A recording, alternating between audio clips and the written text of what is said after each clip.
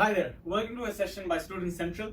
I get a lot of times I get asked this question, how do I become PR? I've done my studies, what is the next step? Or I'm already studying here in Canada, what is my next step? How do I become PR? Now this is a very vast topic, it's a very big topic. So I'll be making a bunch of videos, at least 2 to 3 videos I'm gonna make on this particular topic itself. So I would suggest you go through all the videos that I've made before making a final decision. What is the best path that you should be taking? So the first video of this series for how to become PR after studies, the first video I'm making, which we're going to discuss today, is about express entry. Now I hope you already know what express entry is all about. It is the basic program everybody is aware. So if you're already in Canada, you should be doing some research. It's the basic thing. I will just summarize it as a system which the Canadian government takes to select immigrants. So basically it's not a program, it's a system which the government uses to select immigrants. Like all over the world, people in millions and millions want to come to Canada, but we can't have everybody. So the government has come up with a system which is a point-based system, and every month the government picks a few people from this point-based system and they give people residence option. So this is a system, and this system is used by kind of 3 programs. So we're going to discuss about first program, which is FSW, which is called Federal Skilled Worker Program. Now if you are already studying, or probably you're already working and you have a work experience from back home, so if you have experience from your home country, you can use and take advantage of this FSW program and apply your permanent residence as soon as you reach the minimum criteria. So the minimum criteria for FSW program is that you should have at least 1 year of experience from your home country in NOC A or B job. So NOC A or B job. Now what is NOC jobs? What is NOC A, NOC B or NOC O?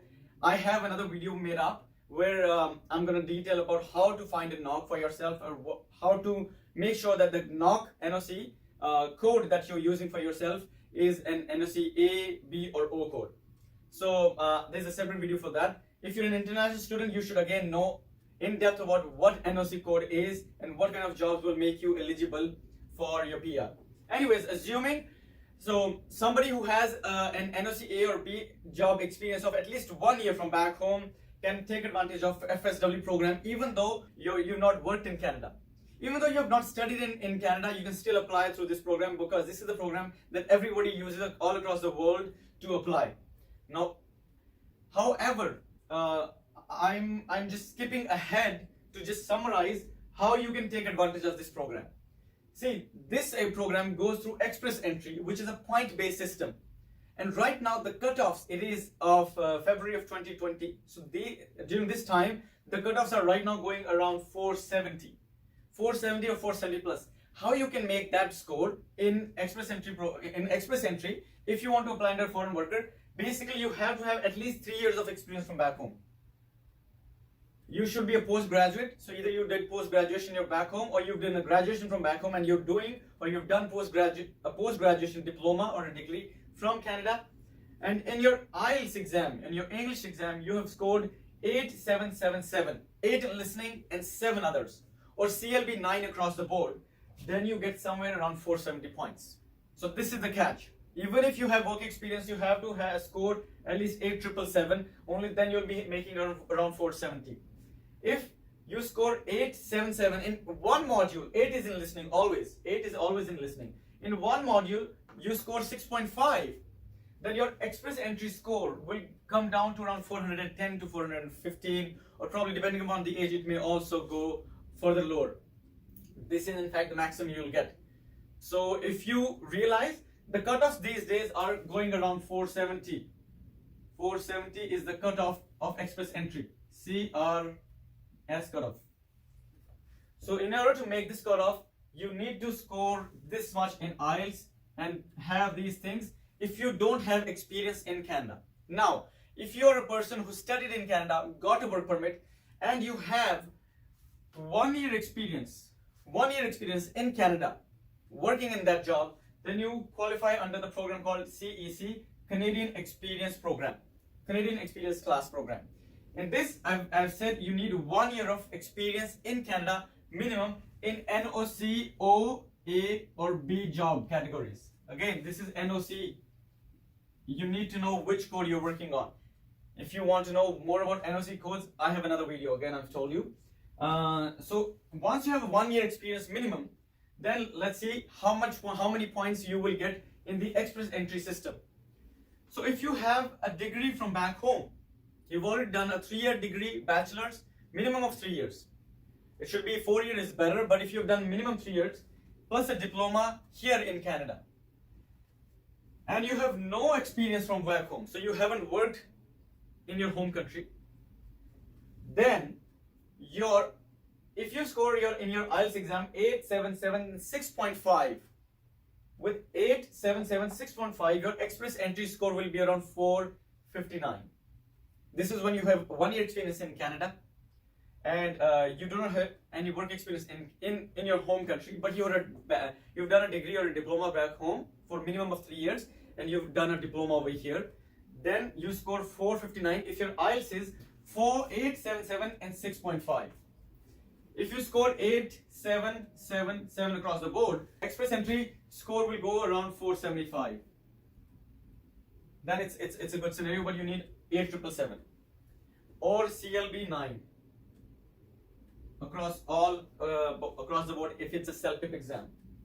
Now, if you have, I know this IELTS score is difficult to get, so you need to work on IELTS to know what to qualify, what to do or not to do. But if you're somebody who has 1 to 2 years of work experience from your home country, the more you have, the better it is.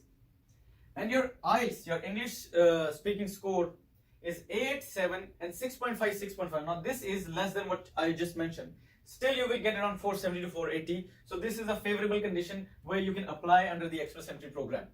I'm just giving you a rough estimate. Obviously the detailed scores you can probably Google CRS grid on Google, a grid, a tool, online tool which government of Canada has to see what score you'll get. But this is a general overview I'm giving, or you can reach out to our office. The details will be somewhere below the video.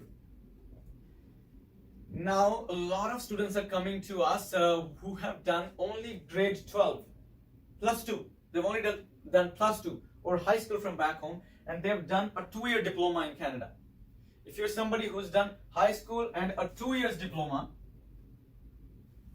it's a 2-year diploma, and I'm assuming that you've come young, then you don't have any work experience from your home country, then even if you're IELTS, even if you score in IELTS 8777, then you will get only 425, even with a very high score. And if there's nothing, it's self-understood that if the score is 8 in listening, 7 in one of the modules you score less, just by 0.5, your score will go down to 490, 495. So it's not a great situation to be in. Then what do you do? We're gonna come to that. Then there's another program called Federal Skilled Trade Worker Program.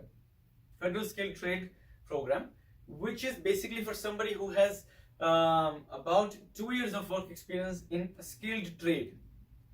So if you're working in a skilled trade like electrician, technician, or you're working as cook or baker for 2 years in Canada or outside, depends wherever you are. But in this program, you need an LMIA to apply, or you need a provincial certificate of qualification for that particular trade. If you have one of these two only, then you can apply. The cutoffs for these usually hover around 350 or less.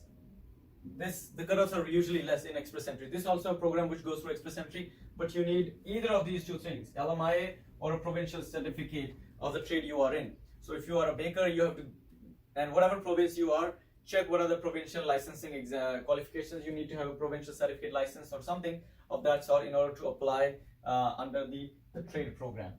So this is just the federal programs, and if you think you're not able to get into any of those criteria, you don't have a good IELTS, you don't have any experience from back home, if you think that you are not able to get into this, then you need to look for alternative options. The alternative options could be the PNPs, could be the rural pilot program, or could be the Atlantic pilot program to get into your residency, which we're going to talk about in another video. So look out for the links and I hope to see you on another video very soon. Thanks so much. Have a great day.